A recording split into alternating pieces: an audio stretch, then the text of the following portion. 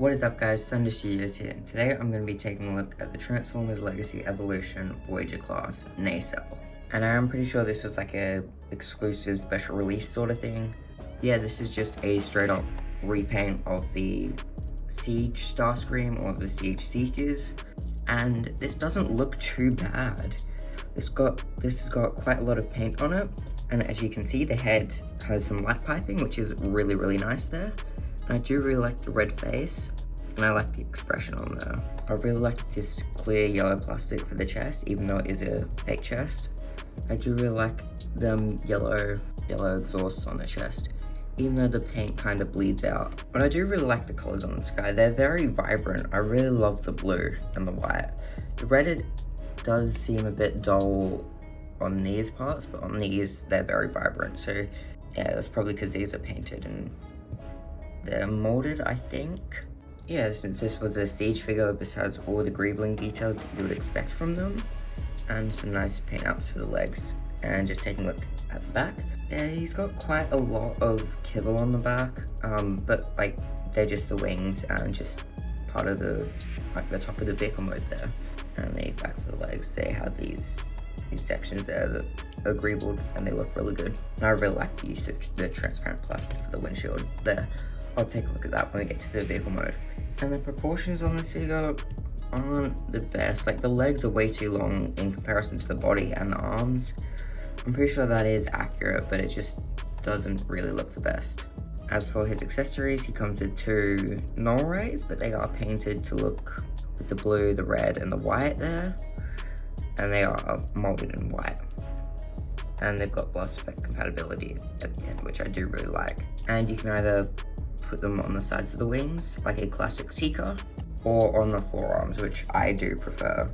He looks more menacing. He looks more menacing like that.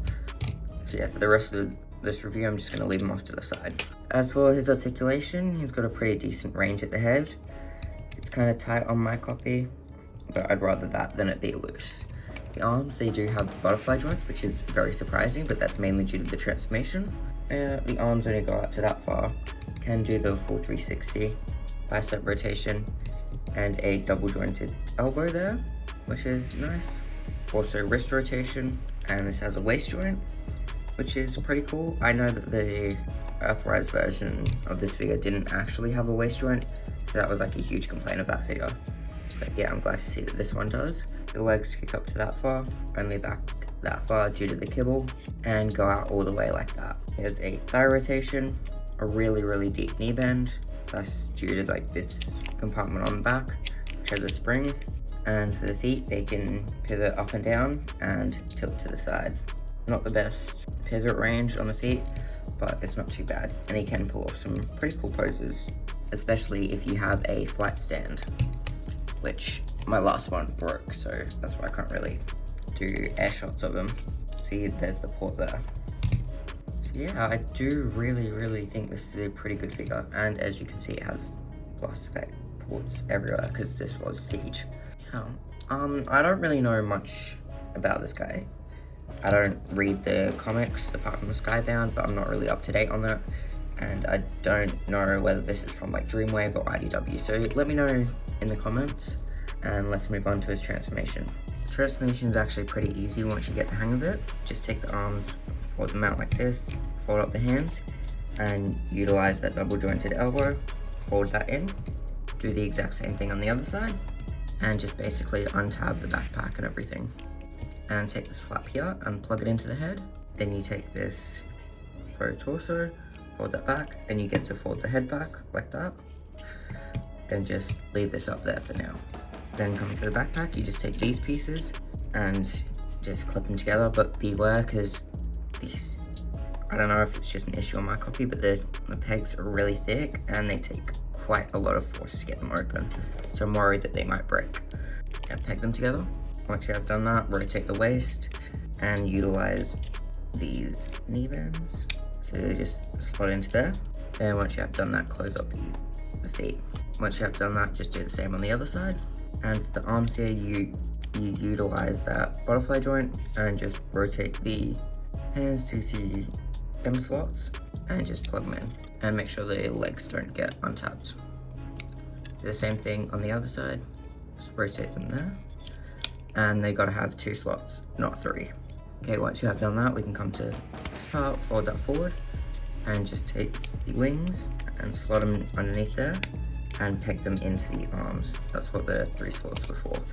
Do the exact same thing on the other side. Then after the wings, you just take this triple booster, fold that back. Then for the final step, you just take this chest piece and push that in. And that is it for the transformation. Taking a closer look at Nacelle's vehicle mode. This is the Tetrajet from like one of the first episodes of the G1 cartoon. And this looks really, really good. I especially like all the shaping with it. And I really do appreciate the clear plastic for the window. And that's an insert instead of the whole part being cast in transparent plastic. And I do really like all the screw wheel details. It looks really, really good. And as you can see, there's the triple boosters there, and you can also use the jet feet if you wanted to add some blast effects to it. And I do really like that this part is painted from the underneath, and he has quite a lot of kibble, but it's kind of accurate. Like, it's not that big of a deal to me. As for the weapon storage, you can either use the pegs, the intended pegs on the shoulders, or what some people may like to do is use the pegs on the wings to put in the null rays. It's totally up to you what you do, but I do prefer this way. It does kind of look cooler, in my opinion. But yeah, the shaping on this looks really, really nice. And it's quite a large alt mode, mainly due to like the wing pieces and everything, because of the big backpack in robot mode. Yeah, this is like very fun to like swoosh about and very fun to play with. So let's get this guy transformed back up and I'll give you my final thoughts. Okay, so now that we've got him transformed back up, what are my thoughts on this figure? Well, as you could probably tell already, this is a really, really solid figure. He feels like really, really great in hand. Like, the plastic quality is top notch. The transformation is a little bit air. Some of the parts do like pop off when you do the transformation, like this chest here, probably because it's not pinned in. If it was, then that wouldn't be a problem. But the transformation, it isn't the best, but I do really like the paint and the colors on this guy, especially the light piping for the head. That looks amazing. And yeah, this is my first like proper Seeker mold. I don't actually have any other Seekers, like G1 Seekers. I've got the Gamer Edition ones, only the trio. I haven't reviewed Thundercracker yet, so let me know if you want to see that.